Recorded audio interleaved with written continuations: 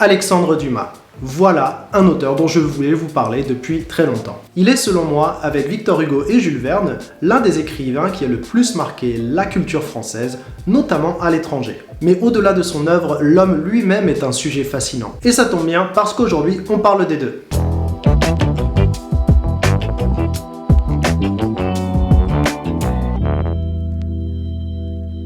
Alexandre Dumas, comme Victor Hugo, est né en 1802.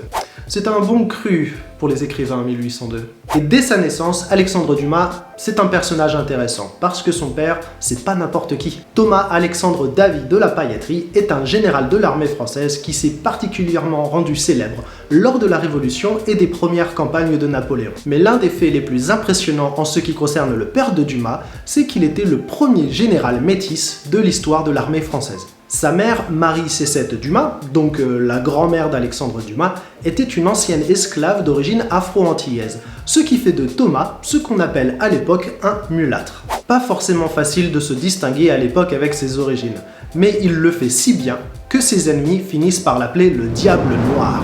Comment c'est trop la classe! Bref, on pourrait faire un épisode en entier sur lui, donc on va s'arrêter là. Tout ça pour dire qu'Alexandre Dumas a des origines afro-antillaises et que ça rend sa vie encore plus impressionnante. Bon, par contre, son père décède quand Alexandre a 4 ans. Ça, c'est pas cool. Après une éducation plutôt classique et quelques premiers essais dans l'écriture, Alexandre part en 1823 pour Paris, où sa vie va changer du tout au tout. Il y découvre la comédie et trouve un emploi dans le secrétariat du duc d'Orléans, le futur roi Philippe Ier. L'année suivante naît son premier fils, Alexandre Dumas lui aussi. Sauf que ce fils est illégitime et qu'Alexandre Dumas le père ne reconnaîtra son fils que 7 ans plus tard. Il vivra donc ses premières années en pension. On en reparlera dans une prochaine vidéo parce que Alexandre Dumas fils s'est aussi beaucoup distingué dans le monde de la littérature française. Donc quoi qu'il en soit, pas cool Alexandre, hein.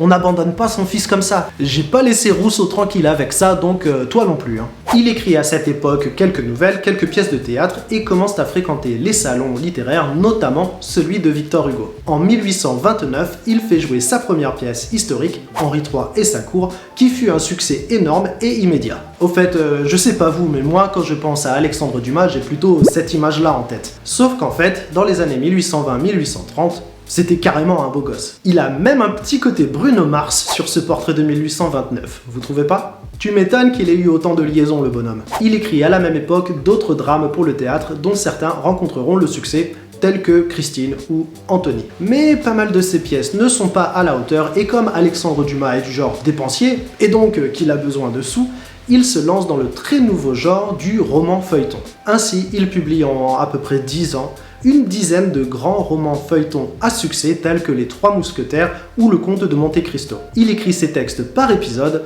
souvent en même temps et sans jamais perdre l'intrigue, ce qui est plutôt balèze quand même. Et pour réussir cette incroyable quantité, Dumas collabore avec d'autres écrivains, dont le plus célèbre est sûrement Auguste Maquet. Bon alors, quand on dit collaboration, c'est un tout petit peu exagéré. La façon dont ça se passait, c'est que Maquet écrivait le plus gros du texte et Dumas le modifiait à sa sauce. Donc, clairement, la paternité d'une œuvre comme Les Trois Mousquetaires peut se débattre. Personnellement, je l'ai un peu mauvaise pour Auguste Maquet quand même. Voilà monsieur, j'ai mis la touche finale à notre roman, 100 000 mots comme promis. Vous n'avez plus qu'à le modifier à votre guise et on lance la publication.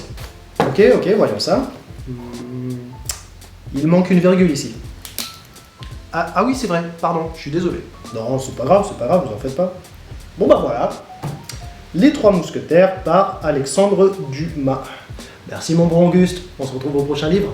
Quoi qu'il en soit, nous devons à Alexandre Dumas la popularisation du roman de Cap et d'Épée avec sa trilogie sur les mousquetaires. Et rien que pour ça, je lui suis éternellement reconnaissant. On reparlera une autre fois des Trois Mousquetaires. Mais selon moi, s'il y a une œuvre typiquement française qui a brillé à l'étranger, c'est bien celle-là. Le roman de Cap et d'Épée, ça a quand même de la gueule, hein. C'est un peu notre genre wuxia à nous, et donc les Trois Mousquetaires en seraient notre Shwe Jan. Même la célèbre phrase « un pour tous, tous pour un », Ça a une bonne odeur de chouet rougeoine, non? Entre ses romans sur les Trois Mousquetaires et le très gros succès du Comte de Monte Cristo, Dumas s'enrichit très vite. Mais il dépense encore plus vite. Juste pour avoir une petite idée sur sa frénésie de dépenses, il se fait construire en 1844 le château de Monte Cristo, mais doit le vendre 4 ans plus tard pour rembourser ses dettes. Pour échapper à ses créanciers et en signe de protestation contre le coup d'État de Napoléon III, il part s'installer à Bruxelles en 1851. Et il reviendra à Paris 3 ou 4 ans plus tard. Par la suite, il continue bien sûr à écrire, se laisse pousser une barbe monumentale, voyage beaucoup, surtout en Russie, et s'engage pour la cause de Garibaldi en Italie, pour qui il achète des armes. Il a quand même un petit problème avec l'argent, Alexandre Dumas, non? Et les dernières années de sa vie, Dumas les passe comme celles d'avant. Beaucoup d'écriture, de voyages et de maîtresses, notamment des chanteuses et des actrices célèbres. Et aussi pas mal de nourriture apparemment. Il décède des suites d'un AVC en 1870, mais il faudra attendre 2002 pour qu'il soit transféré au Panthéon. Alexandre Dumas fait partie de ces auteurs dont la plume prolifique a continué à inspirer pendant de très nombreuses années après sa mort. C'était un grand monsieur, très porté sur l'exagération, qui nous laisse beaucoup de textes sur sa vie, qui sont à lire avec un grain de sel. Mais quoi qu'il en soit, son œuvre est encore plus grande que lui et fait amplement partie du panthéon de la littérature française. Un grand merci à vous d'avoir regardé cette vidéo, n'hésitez surtout pas à la commenter, à la partager et à vous abonner à notre chaîne. Et moi je vous dis à très bientôt pour une nouvelle vidéo sur la littérature française. Bonne lecture et à plus!